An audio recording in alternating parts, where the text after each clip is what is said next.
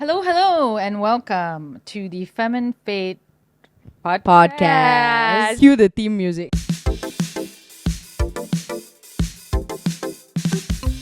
My name is Dungeon Mother Kir, aka Kir, And I'm Lali and we are Femme.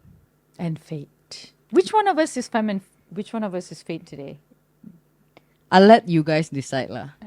I think what we wanted to do today actually was talk about some of the things that we don't love in this thing that we love, which is not just tabletop role playing, but being game masters, which is a very yes. specific role, right? It is a 100%. leadership role, it is an organizer role, it is a torture role, it is a spending a lot of money role, it is being Cult cult leaders, being constantly disappointed in your players role. So, Kir, tell me, thus far, having done this for a few years as a player, as a game master, what is something that you really dislike about your experience so far? Okay, so as a game master, right, I've dealt with some seriously problematic players. Problematic players. Problematic players. What does that mean? What does problematic players mean? Because isn't this all for fun? Aren't we all here to have like the time of our lives? What are we doing? Who's causing problems? How? What do you mean by that? Okay, no. So, you see, the thing is, we're supposed to be having fun. It's a game. Yeah. But some people, they don't want to do that, right? So there's a couple of different categories of problem players. One of the many ones are like players who come in with a very solo mindset, right?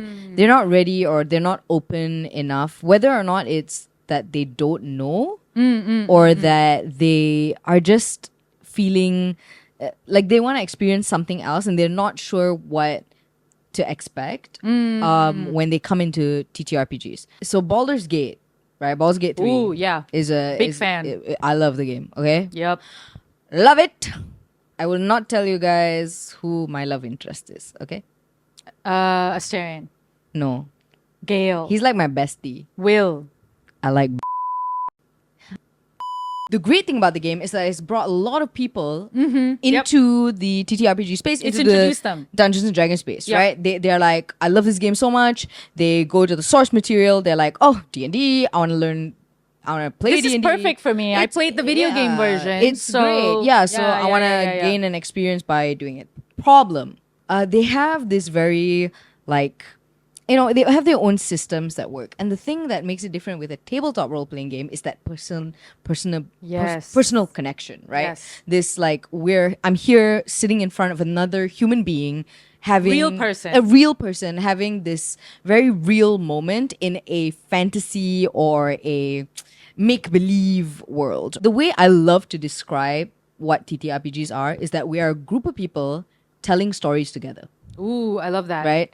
And the game master is there to guide the story, Yes. right? To look after the story, make sure everything, stays relatively on track. Yeah. The thing about us also is even pre-Femme and Fate is we are not the type of game masters that are elitists.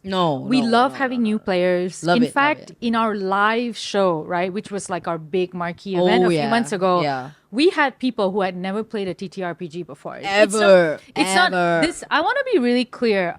A problem player is not a skill issue. It's an attitude issue. Ooh, say that again. A problem player is not a skill issue. It's an attitude issue. 100%. Right? And yeah, I have been a video gamer my whole life, right?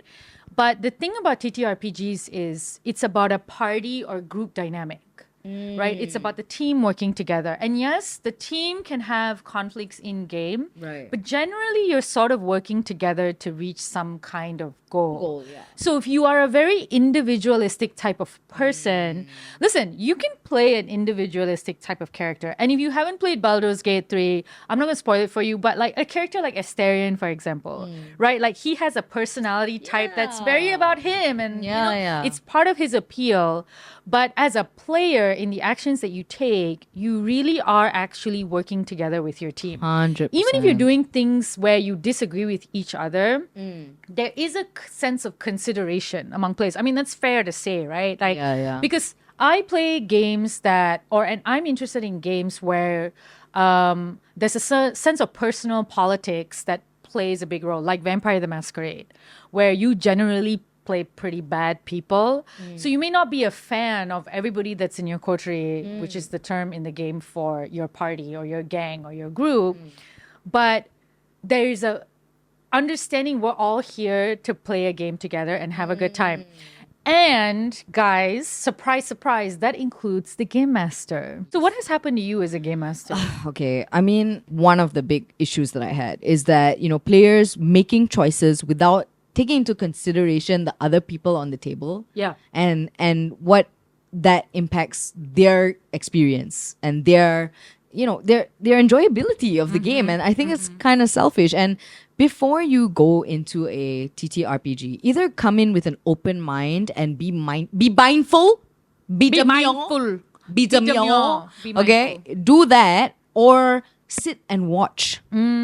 Sit back and watch. Watch live plays. Understand the dynamics before you jump into it, or play with your friends. Don't go into public games yet. Play with your friends first. Get a feel. You'll understand. The best players are the ones that play different games over time, learn, expose themselves. And that's the same for game masters. It's not just problem players, it's problem people, right? Because like as a game master, I've had so many negative experiences, right? And I can think of two, but I'm going to name the second one. Since we talked a lot about players, let's talk about entitled people who are also game masters and or otherwise in the community. Part also of the reason why we went with like starting our own thing. I don't know about everybody else, but as a fellow game master, when I go into somebody else's game, I understand that there is a pretty decent chance that there are some decisions and calls that are going to be made by that game master that I, when I put my game master hat on, do not agree with. Yes. But the point is this: during a game session, keep your opinions to yourself. You are not the person that is running the game at this moment, right? I think that this is a conversation that you can have after if you would like. But I think in the flow of the game, be respectful. Again, be mindful. Be demure. This is a story, right? I was running a game. All right, I didn't ask for anyone's opinion. I didn't ask for anything. I was just running my damn game on my damn table, and this man has the audacity, the gall. Did he also have the gumption? He had a lot. Wow. All right. And the gumption. To come up to me in the middle of my game, in the middle of my players sitting on my table, disrupt my game to tell me that I had a rule wrong. Okay, but what was the best part? You got to add the best part to the story. You have to tell people, the peoples they want to know. Okay. What is the best part of the story? Okay, the best part of the story is the was wrong. Lah. Even if I was wrong, it's okay, right? First of all, I'm the game master, and it is on me to resolve my own. If I made a mistake, I will admit. I'll be the first to admit that I made a mistake, and it's fine because we're humans. We make mistakes. It's whatever. Also, by the way, guys, for those of you who are uninitiated, it's not uncommon for a game master to make a mistake, forget a rule, have to look it up. It's not the point. And I'm sure I'm not the only one who's had this experience or something similar where like someone comes and corrects you without you asking or without there being like a major issue. If I ask for advice, that's different. You know, if I said, sorry, I don't remember this like rule. a fact check because I'm like, something. and I've done that before. Fair. That's fine. By the way, major gaming podcasts and all that do that too. Yeah. They have someone live fact checking because I don't know if you guys have seen. Oh, for the next one we should have some books as props. Yeah. How thick the manuals are. There's so much information. It's impossible to memorize or remember everything. Impossible. So it's it's normal. But again, it goes back to the idea of like, we're here to have a shared experience. Yes. And if everybody's having a good time and we're doing the best that we can to adhere to the rules, which, by the way, are made up about a made up world, telling made up stories by made up characters, the only real thing in this situation is that we're a bunch of human beings sitting together, hopefully showing each other a modicum of respect. That's the thing. So, all I'm trying to say, and what I hope that this episode does, is whether you're a player or a game master, at the end of the day, right? It doesn't matter. Bro, we're all here to have fun. Have fun. It's made up. Like, calm down. It's a game. Guys, this is literally our job. Like, we make money. Like, the amount of effort and energy we put into this and we make money from this, we take this seriously to a level that 99.9% of the world that engages in this extremely popular hobby will never even like broach, right? That's our level. But we still feel this should be fun because here's the thing. We want it to be accessible.